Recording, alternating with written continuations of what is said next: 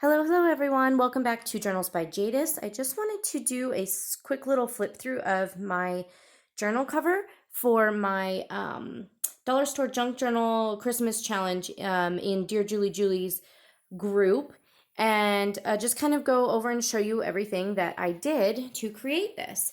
So this is a soft cover journal that was made out of a towel. So the front cover is a towel.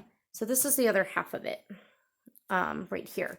Now then, because I didn't want the tree to be folded in half, I had to kind of get a little creative. So I cut the edge off here, as you can see, but then I had to add something over here to make it long enough to be able to fold in half like this.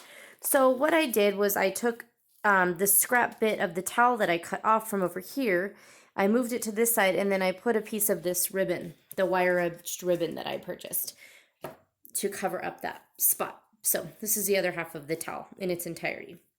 So I did that, and then I put a little bit of this ribbon on there as well. It's got the little Christmas trees on it. And so I put that on the edges just to kind of cover up the edges a little bit. So it kind of, to me, it looked like a Christmas present, like wrapping. So I thought that was kind of neat. So in the inside, what I wanted to show to you is how I used other items from my 15 item purchase. And so what I did here was I took the loot bag.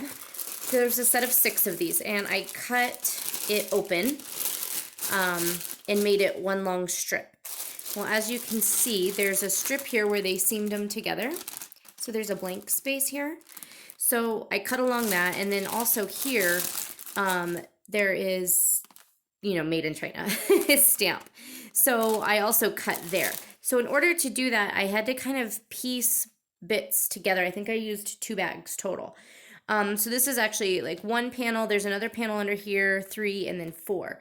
Well, in doing so, it kind of left gaps because I tried to line everything up really well, but it left gaps. So what I decided to do to cover up those gaps was use this laser tape, which I've never used before, and I actually really like it. It's pretty sticky. It's kind of like maybe as sticky as a good washi is. I haven't had any problems with it lifting, but you could always use glue underneath it if you're worried about that. So what I did was I took 2 pieces of that and I laid it across the seams, and then I also put it up the spine to not only to reinforce it, but there was a gap here. So then what I did is I took it to the sewing machine and just put a zigzag stitch through that. So I thought that was kind of cool because, again, it kind of looks like a picture, or not a picture frame, a present, like a gift wrapped present. And it adds a little bit of sparkle and shine, which I thought was kind of cool. I wanted pockets on the inside. So what I did with that was I took these, so this was a gift bag. This is the front half of a gift bag, and then obviously there's a back side, and then there's the gusseted sides. Well, it's actually these. When I looked at the gusseted sides of the gift bag, this was the pattern that was on the side of the bag. I've already cut this apart because I've used it for pages in my journal. So I took that and I sewed around it, did a zigzag stitch, and then I actually sewed it.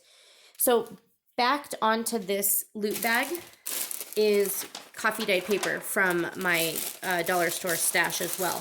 So I cut this all open, I glued the edges down onto here, I sewed it so it's all secure, but you also get a nice kind of crinkly effect, and I think that's pretty cool. Sorry for the camera shaking.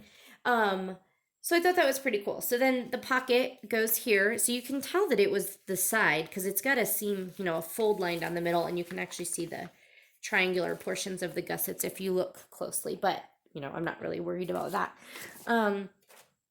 So yeah, put the pocket on. This is coffee lined paper behind here just to give it a little bit of stability when I was working with it. And then I actually sewed the pockets on to this panel, because then I took the outside panel and the inside panel and I sewed them together. So this is my cover for my challenge, which I'm really happy with. The only thing that isn't my favorite about it is the size, but that is easily worked around. And the reason I'm not a huge fan of the size is, when the pages are bound in here, you're gonna have a little bit of excess a little more excess than I would normally have on a journal, as far as on the sides and the middle, but it's really not that big of a deal. It just, you know, if I was doing this perfectly, then I would have trimmed it in a little bit, but I didn't want to lose the season's greetings, and I didn't want to lose the top of the star, and I didn't want to lose a lot of the image if I didn't have to. So that is why it is cut the way that it is. So it's actually folded here along this present line, but you know, I don't think it's so bad for what I was able to piece together.